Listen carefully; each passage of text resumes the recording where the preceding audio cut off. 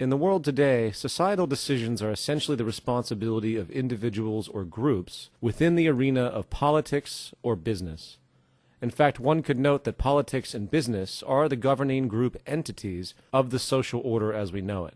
And, as history has shown, whenever anything goes wrong on the societal level, the tendency is for one group or subgroup to simply impose blame on another. The left will blame the right, the conservatives will blame the liberals, a new administration will blame an old administration, etc. Yet, rarely do we hear any criticism of the foundation of the social operation itself. It appears to simply be presupposed by most. In other words, the culture seems to unconditionally accept the socioeconomic paradigm without question, and politics and business are assumed to be a natural human state of affairs.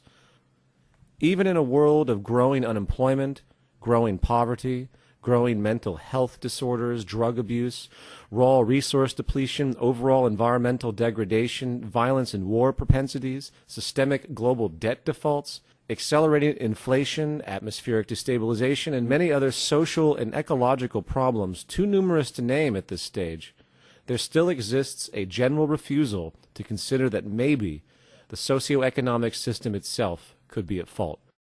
What if the very game we play is really the problem? What if the very nature of the dominant institutions and methods of our time are actually creating and reinforcing certain behavioral tendencies which are, to put it simply, unsustainable and destructive, yet we simply don't see it?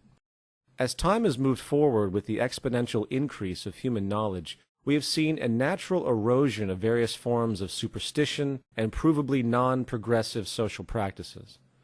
We are slowly inching into a true age of reason, if you will, which recognizes that there are indeed proven governing natural laws with direct physical reference, and that this method of thought, which we can term scientific, allows us to extrapolate viable approaches to our conduct which almost virtually guarantee a tangible return, if, of course, properly assessed. This scientific inference is what has produced, in fact, the vast technology we see around us, from airplanes to life-saving medicine to even our understanding of the universe itself. Simply put, science is an approach to our comprehension of the world and ourselves, guiding us to the closest approximation of reality as we could possibly have. And of course, while we all see the obvious fruits of this method of thought and its vast applications, there is, however, still one area which stands virtually untouched by the scientific methodology: our social system. In this context, we appear to be stuck in time, using antiquated, traditionalized practices which show clear signs of deficiency. For instance, we give dictatorial powers to politicians and political parties under the guise of something we label democracy. Politicians who, on average, clearly have no education or training in the technical affairs of social organization.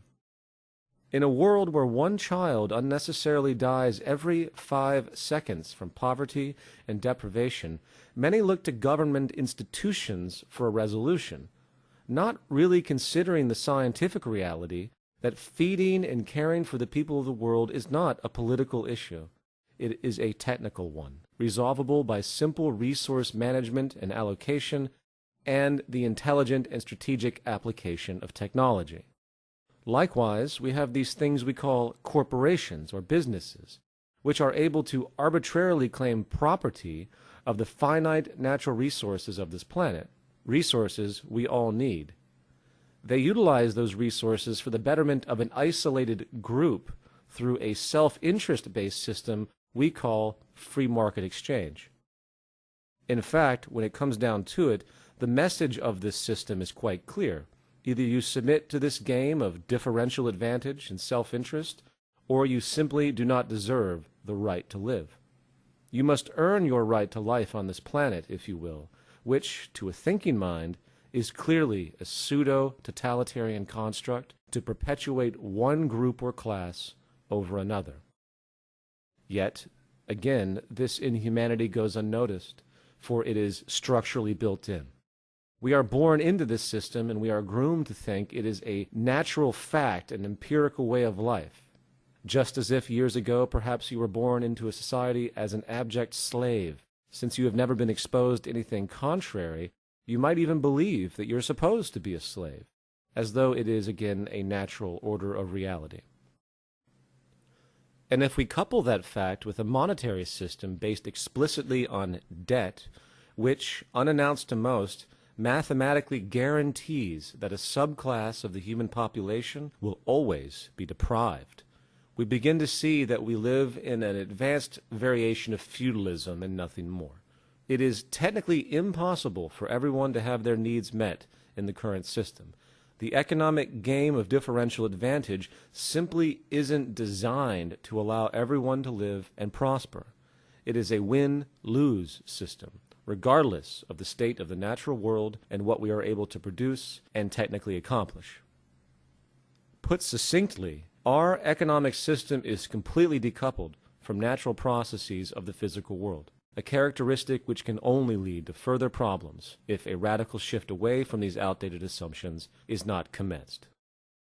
My name is John Fresco. I'm project director of the Venus Project in Venus, Florida. Politics was good 100 years ago. Today, politicians have no ability to solve any problems because they're not students of behavior, they're not students of agriculture, oceanography, they know nothing about the factors that operate the world. So they say things that people like to hear, and that gets them elected. Now, scientists, on the other hand, are not concerned with public approval. What they do, even if everybody on Earth believed the Earth was flat, they would say, "You're wrong. This is the evidence we have to support the fact that the Earth is round." But they don't say, "It's a little round, a little flat." That's politicians. Instead of putting up a sign, "Drive carefully, slippery when wet," put abrasive in the highway so it's not slippery when wet. And if a person gets in a car, they're drunk, and the car oscillates a great deal, there's a little pendulum that swings up and back, and that'll pull the car over to the side. Not a law. Solution. Put sonar and radar in automobiles so they can't hit one another. Man-made laws are attempts to deal with occurring problems, and not knowing how to solve them, they make a law. We can rehouse everyone, eliminate poverty, build hospitals all over the world. You want all these things available without a price tag. It's an economy with sensors throughout the system. So we know the weather conditions, we know plant diseases all over the world. The Earth will be monitored, not people. I got all these ideas from the human body. When you get an infection in your toe, there's no committee meeting. Sends a committee to the brain and says there's an infection in the toe. The brain says, I'm going to think it over. By that time, your infection's up to your knee. So the human body sends antibodies, the nervous system, immediately to the infected area. That's exactly what a resource-based economy is.